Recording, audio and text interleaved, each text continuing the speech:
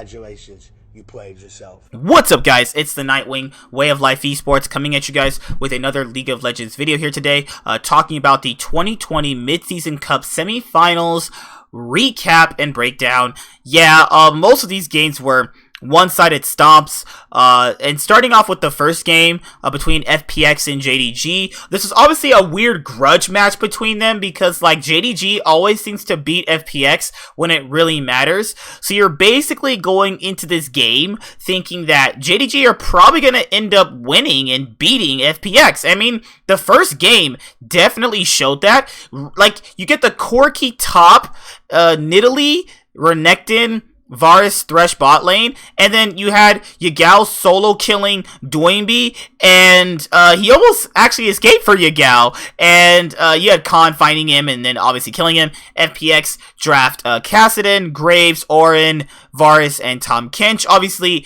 with Yagao getting a solo kill early on into the game. Then you obviously basically have JDG set up for success. The Nidalee seems to be a very prized pick for a lot of the LPL junglers, looking basically at these past couple of games for how the LCK and the LPL like to play the jungle. And who'd have thought that Nidalee, of all champions, would come back? Kanavi was putting on a show in this game one, and I even said to people that JDG are extremely mortal compared to all of the other LPL winners from the past recent years that most people know the LPL as a strong region. Like, you can beat them. They don't exactly have the best structure and all the best players, so you can beat them, but games like this prove why basically they are insanely strong. You literally have Kanavi basically having heat-seeking missiles come out of those spears, and he was pouncing after pounce after pounce in this game one.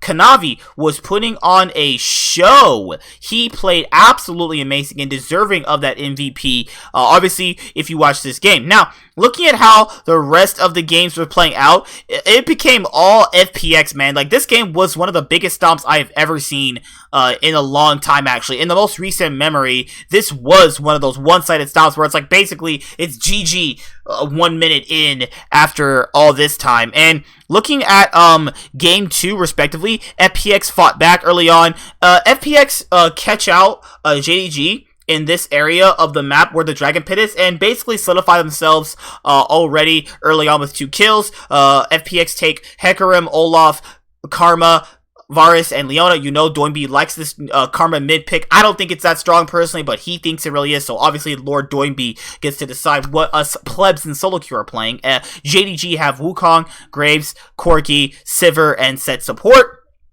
And then obviously, it's just all FPX in this game. You see how that one-sided stop happened for JDG in game 1. In game 2, FPX is like, hold my goddamn beer. We got this. We have the better players in certain roles. We have the better mid laner, the better top laner on this day. And FPX proved why people should not be sleeping on them. And then later on, you get to around game 4. And in game 4 to game and backpedaling to game 3, I also noticed that JDG had a hard time dealing with the Aphelios pick, and I don't personally know why they didn't ban the Aphelios pick. And then in game 3, as it starts off, they get caught in the FPX's quadrant of the map. 6 minutes in, it's also GG from this minute in. JDG were just the recipient of bad decision after bad decision after bad decision. They were invading in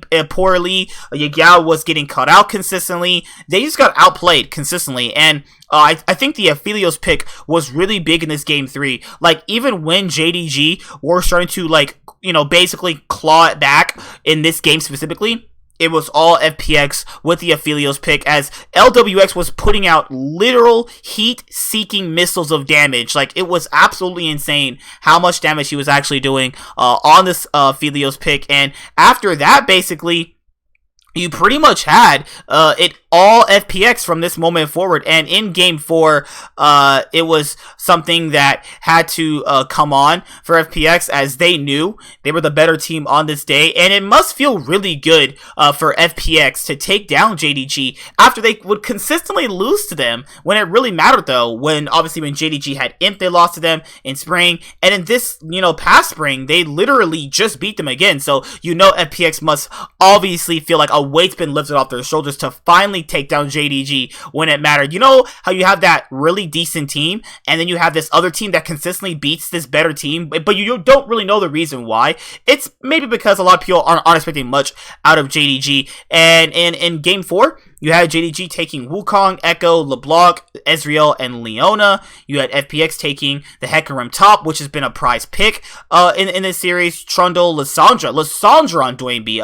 Anything else this man can pull out literal has a champion ocean at this point. You have Aphelios and Thresh, and Aphelios, from what I can tell in these last parts of the game, was that it was becoming a real problem for JDG. The Ezreal was not able to output that much damage to really put them back into the game. Yeah, there were some close moments even in these games overall where it looked like that, you had JDG crawling it back, and Loki was playing out of his mind. He really tried to make sure they were still in the series overall, but later on, you basically had it all FPX, and they are moving on to the finals. Actually, FPX finally getting their revenge against JDG. At this point in the game, they're tower diving. You have Doinby this far ahead, basically one-shotting people on this Lissandra, and you have the next best of 5, which is Genji against Top Esports.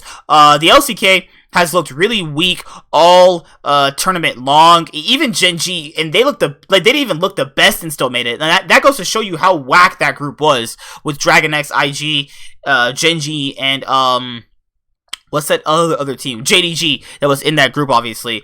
Game 1, you had Genji taking Set, Elise, BDD's playing Pantheon, Kai'Sa, and Nautilus. I did not like the Kai'Sa pick in this game. I thought it was really useless. You can tell they lost scrims early on to Top Esports, and that's why they picked that Kai'Sa pick. Also, Ruler had a really uncharacteristic tournament. He's making a lot of questionable mistakes. He was dying a lot, and this series proved to me that Rascal is not going to be what Genji need in order to win Worlds. And Genji have Clade, BDD, and Ruler, and they obviously want to win Worlds, and you built this roster to win Worlds and win the LCK and dominate the LCK and move on to international competition. That's not going to happen with Life, Keelan, or Rascal. It's just not going to happen. They're just not that caliber of player to really hold the line like that. It was very shown that 369 Damn You Fine definitely had Rascal's number in this series. And overall, Knight, all the hype that Knight had gone through all these many years, as he was talked about as one of the best mid laners in the world, definitely has been having the tournament of his life right now. He's been playing really amazing, constantly taking the Echo, diving, solo killing, getting a lot of lane pressure and roaming. It's all Knight in this series. It's all Top Esports in game 1. There's nothing Genji could do. They lost early game, they lost the mid game, and they just overall just lost the game. So later on, moving to game 2 for Genji versus Top Esports. Genji get the 2v2 kill early on. Karsa gets a trade kill back. Genji take Kennen, Graves, Azir, Ezreal, and Taric. Taric has been becoming more of a prized possession amongst a lot of these teams. You had Top Esports taking Jace, Kai'Sa, Zoe, Aphelios, and Thresh. And like I said before, the Aphelios pick has been becoming something where, like, if you don't deal with it early on, then you obviously are going to be very in danger when it gets to a certain part of the game. You even saw Genji's coordination all out of whack. Clit and Rascal botch a top lane dive where 369 lives with 1 HP. Like, it was just not Genji's day. And I love Genji. You guys know me. I love these guys. Obviously, I love Ruler, and I hope that they can always win. But yeah, I'm not gonna simp for them. They're playing bad. I'm gonna call that shit out. You gotta keep that shit shit real. You know, they're playing bad, and if you start simping for the LCK saying they lost only because they played badly on this day, you're part of the problem too, because you know they're playing bad. Stop making excuses for them. They're playing bad. They're losing. And I'd be hard-pressed to say they're even weaker than Europe right now. I mean, they definitely look worse. They were losing all tournament long to top-tier competition. I mean, throw maybe Fnatic or G2 in this, and maybe some of these guys don't even get out of the group. You know, that's just how I see it personally. Overall, Karsa was having a field day on this Rek'Sai. It's all top esports, even in this game. Literally, sorry about that. It's just been a stomp from top against Gen G. You had BDD saying that they did play faster in scrims, but it didn't really get a chance to show on stage, and that is kind of bittersweet though. Like, the Korean teams have showed they can play faster, and all they have to do, since they do have world-class players in a lot of the positions, all they have to do really is perfect how to play fast. If you can perfect how to play fast for how your team can play it, I think they can do better. So if Gen G have this inherent idea to play fast and they're trying to show it and they're trying to work on it, I can respect that as they'll get better with it. The same thing with T1. T1 were playing fast, and it's just little bit of missteps and miscommunication really threw them off. So for game 3, top took Gangplank, Trundle, Syndra, Misfortune, and Yuumi. Gen G took Lucian, Kindred, Azir, Senna, and Mordekaiser support. Life played pretty well in this game.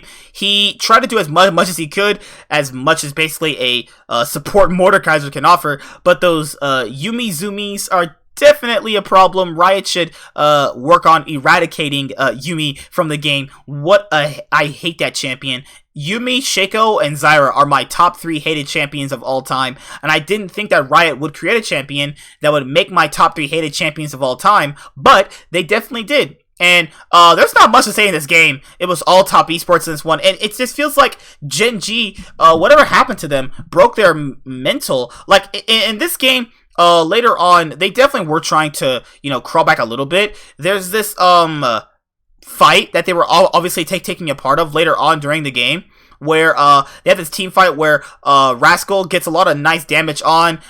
They obviously killed Jackie Love. They had a little bit of great picks onto Jackie Love. They were consistently killing him. Like, they know how to team fight. They know what to do. They're just not playing it. Like, BDD was making a lot of great plays on the Azir. He gets killed way too early in this fight. I don't think that doing it in that moment really worked out for them personally. You had Rascal going all the way in for a lot of that damage, flashing in, dying to Karsa, and then you actually think that, hey, Gen G can win this, but hey, wait a minute, you got the Yuumi Zoomies.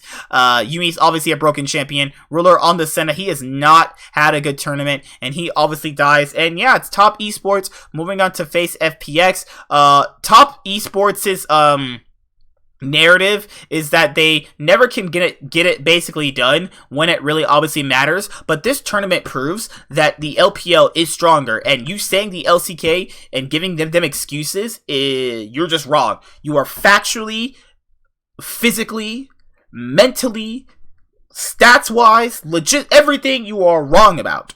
Now, I guess you can make T1 as the example, like they're like the G2 of their region right now, and personally, that's just how I think right now. It's LPL's the top dog, and you could market that for Riot changing the game. Doesn't really matter. What matters is that the LPL is on top right now, and I'm hard pressed to give a hot take here. I think the LEC is going to overtake the LCK at some point if they keep playing like this. How sloppy, all these Baron calls stink.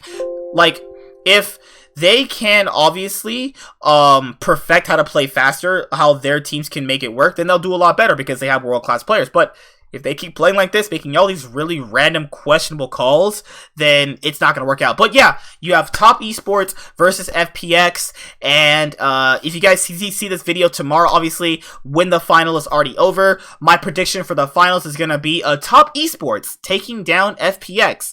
That's my winner. Top Esports has never been able to get it done. They've always been the team that always is never got to that last hurdle, but they can get to the last hurdle.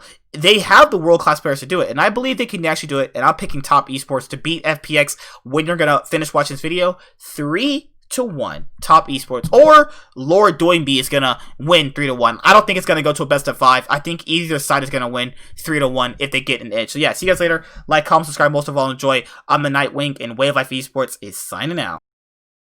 Hi there guys, be sure to like and subscribe to the channel for more stuff. Yeah, thank you.